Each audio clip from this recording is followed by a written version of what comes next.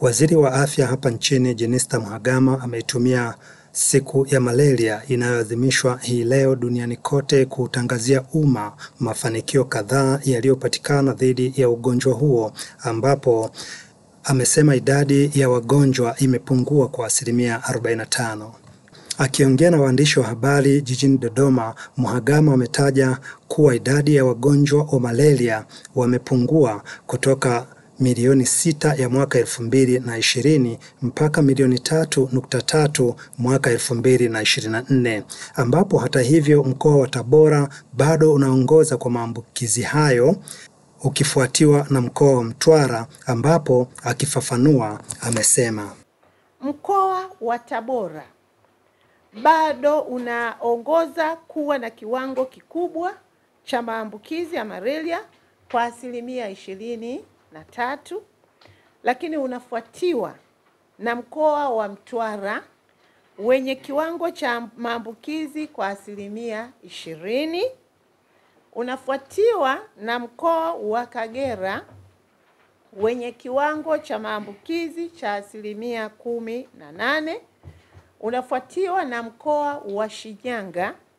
wenye kiwango cha maambukizi cha 16%, na unafuatiwa na mkoa wa Mara wenye kiwango cha maambukizi cha 15%.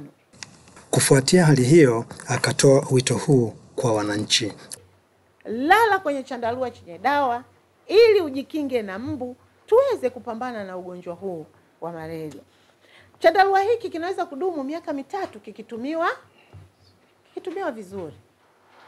Kwa hiyo huo ndio wito wangu, lakini vile vile nitoe wito kwa kila mwananchi kuwahi katika vituo vya huduma za afya mara unapoona una dalili za malaria, ili uweze kupima na kuthibitisha uwepo wa vimelea vya malaria kabla ya kutumia dawa.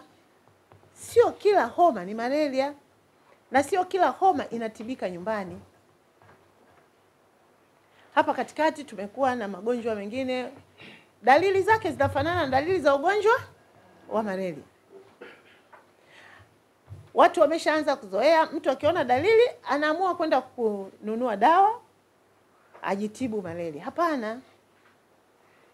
Na huko mbele, kwa kufanya hivi, kutumia tiba bila kuzingatia utaalamu, vipimo, tunaelekea kupelekea usugu wa dawa katika kutibu magonjwa mbalimbali.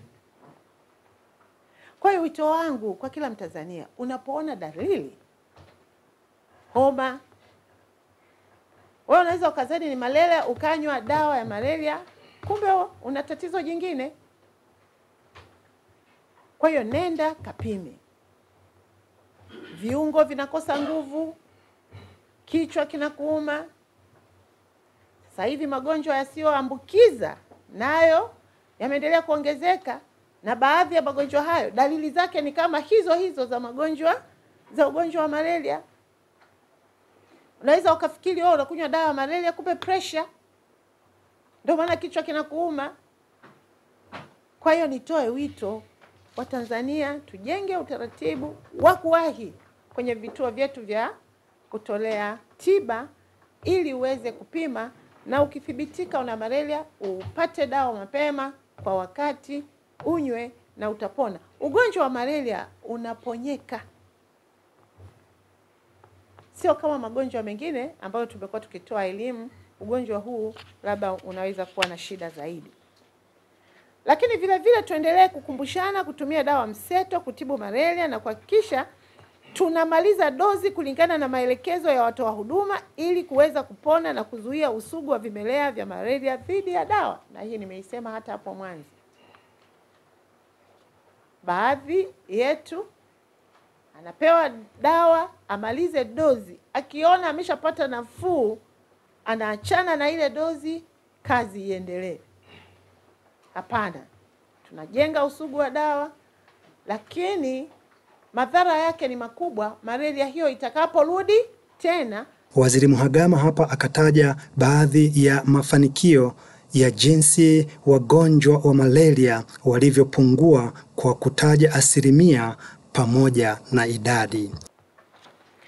Eneo la kwanza, kwa juhudi za serikali yetu ya awamu ya 6, uongozi thabiti wa Mheshimiwa Rais wetu wa Jamhuri ya Muungano wa Tanzania, utendaji kazi wa wizara yetu ya afya, lakini TAMISEMI na wadau wetu mbalimbali, tumeweza kupunguza idadi ya wagonjwa waliothibitika kuwa na malaria kwa asilimia 45 kutoka wagonjwa milioni 6 kwa mwaka 2020 hadi kufikia wagonjwa milioni 3.3 kwa mwaka 2024.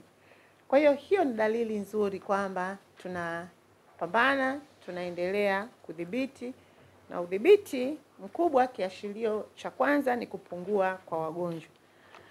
Lakini eneo la pili ni kupungua kwa idadi ya wagonjwa wanaolazwa kutokana na malaria kwa asilimia 33 kutoka wagonjwa 306,633 kwa mwaka 2020 hadi kufikia wagonjwa 206,453 kwa mwaka 2024.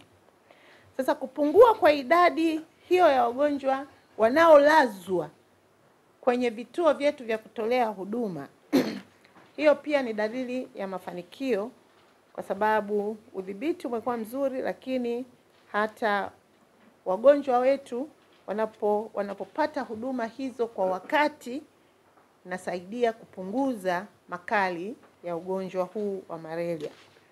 Lakini eneo jingine ambalo kwa kweli tunajivunia kwamba tumeweza kufanya vizuri ni kuendelea kupungua kwa idadi ya vifo vitokanavyo na ugonjwa wa malaria kwa asilimia 39 kutoka vifo 2,460 kwa mwaka 2020 na tumefika vifo 1,503 kwa mwaka 2024.